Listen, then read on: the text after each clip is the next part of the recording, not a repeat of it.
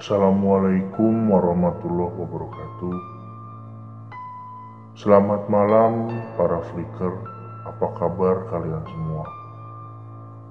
Mudah-mudahan semuanya selalu sehat. Malam ini saya akan menceritakan sebuah pengalaman pribadi yang terjadi saat masih duduk di bangku sekolah dasar. Tapi sebelum itu saya ingetin lagi untuk subscribe channel ini agar terus update cerita-cerita seram dan paranormal experience lainnya. Juga jangan lupa untuk like and share, dan saya ucapkan terima kasih untuk supportnya buat kalian yang setia mendengarkan cerita malam.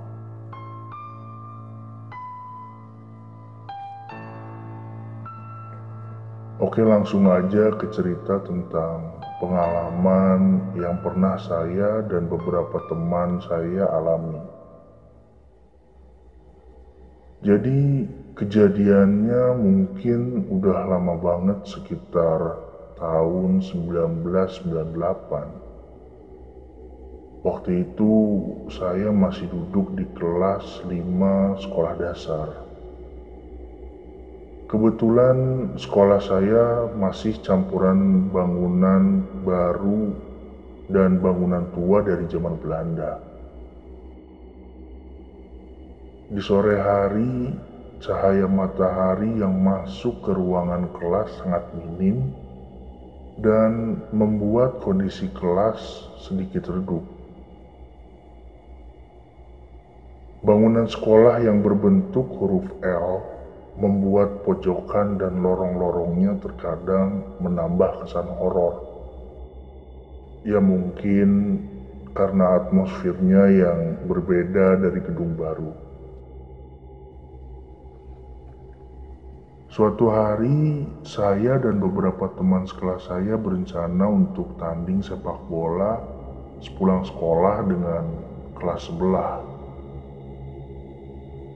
Kita berencana untuk main di jam 4 sore setelah guru-guru kita pada pulang.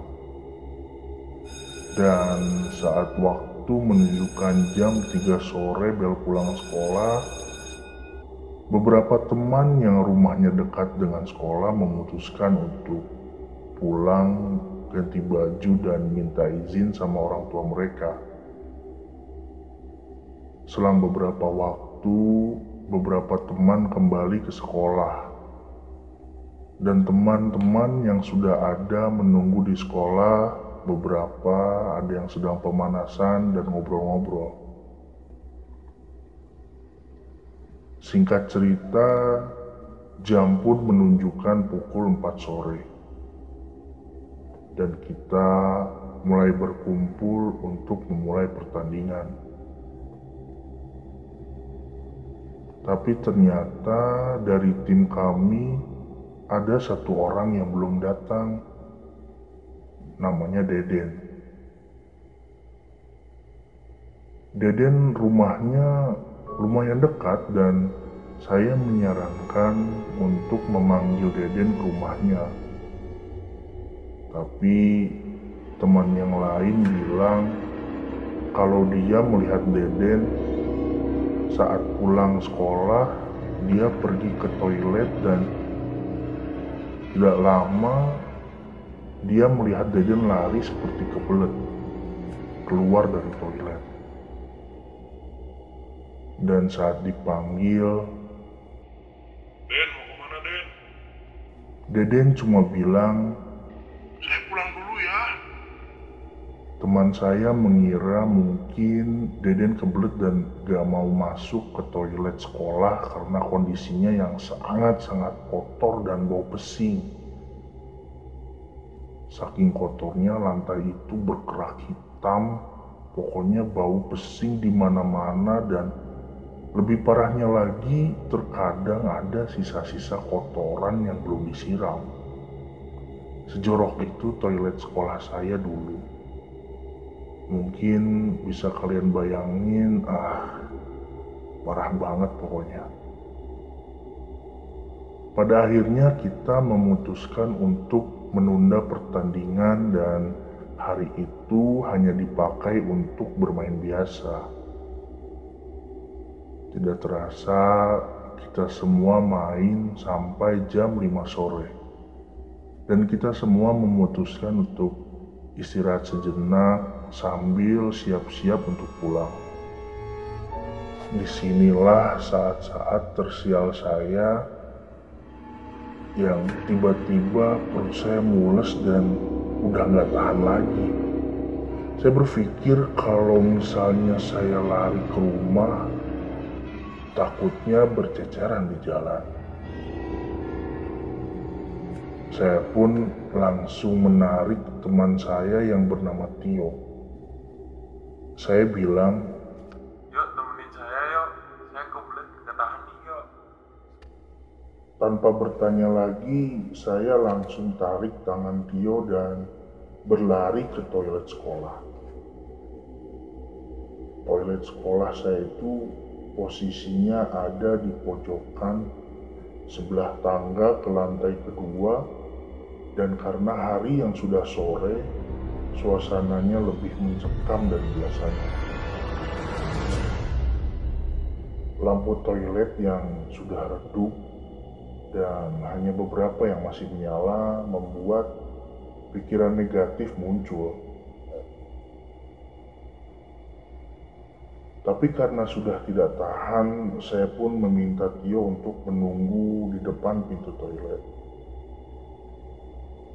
Dan dia hanya mengangguk saja. Saya yang sudah kebelet langsung masuk dan saya masuk ke dalam toilet terjorok yang pernah ada. Ada 4 bilik di dalam toiletnya dan setiap biliknya tidak memiliki pintu. Saya nggak ngerti kenapa pintunya nggak ada. Bilik pertama saya lihat sangat jorok parah. Lalu saya pun melanjutkan ke bilik kedua dan di situ ternyata tidak ada airnya. Lanjut lagi, saya jalan ke bilik ketiga dan kotoran dan bau pesingnya sangat menjijikan. Akhirnya saya masuk ke bilik keempat dan ternyata agak mendingan dan ada airnya juga. Saya pun langsung buang air besar dan dengan perasaan yang kurang nyaman, karena saya merasa takut karena di situ gelap, bau, dan membuat saya tiba-tiba teringat tentang mitos yang ada di toilet sekolah. Dengan perasaan yang mulai ketakutan, saya langsung spontan memanggil Tio.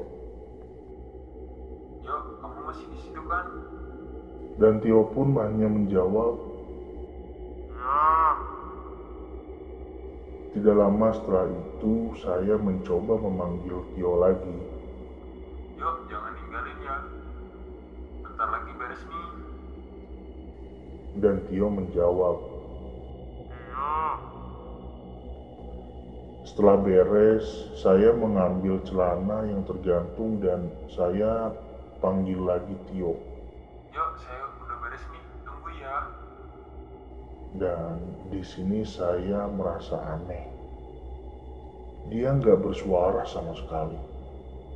Dan nggak lama setelah itu tiba-tiba saya mendengar suara-suara aneh mirip langkah kaki orang dewasa.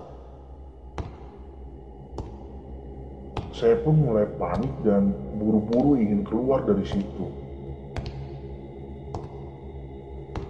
Saat saya mau keluar, saya malah melihat bayangan hitam di lantai di depan toilet yang semakin lama semakin panjang dan membesar ke arah tembok di sebelah kiri toilet. Saya pun semakin panik dan suara aneh itu semakin keras dan menggema di telinga saya.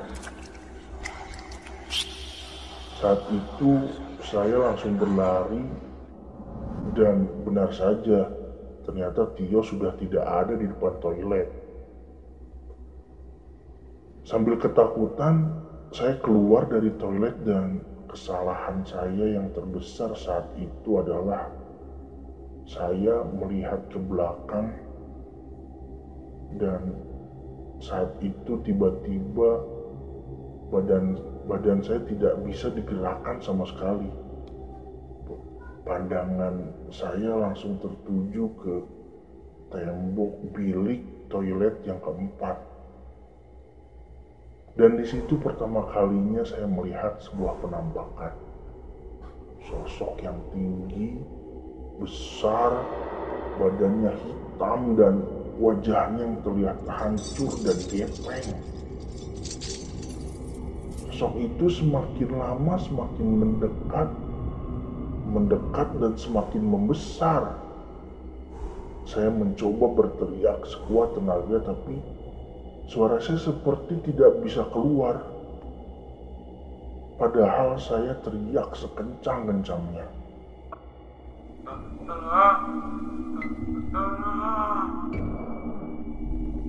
Badan saya yang semakin gemeteran dan tidak bisa bergerak tiba-tiba seperti terdorong oleh sesuatu dan pandangan saya pun menjadi gelap. Saya pun jatuh tidak sadarkan diri. Tidak lama setelah itu, saya terbangun di rumah penjaga sekolah, Mang Amin namanya. Dan beberapa teman saya juga ada di situ.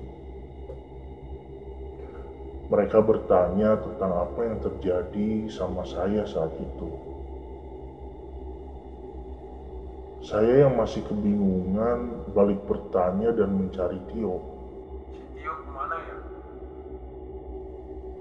Karena saya ingat Tio harusnya menunggu saya di depan pintu toilet. Tapi ternyata dia tidak ada. Lalu dari luar rumah Mang Amin, Tio menjawab, Saya di sini.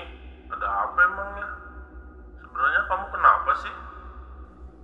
saya yang langsung duduk sambil menahan badan dan kepala saya yang masih terasa berat, menjawab Tio dengan nada kesal.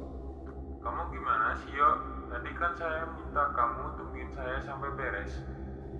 Ternyata Tio dan teman-teman malah memasang wajah yang keheranan. Singkat cerita, menurut Mang Amin ternyata saat itu saya diisengin sama yang namanya Mr. Gepeng, penghuni toilet sekolah.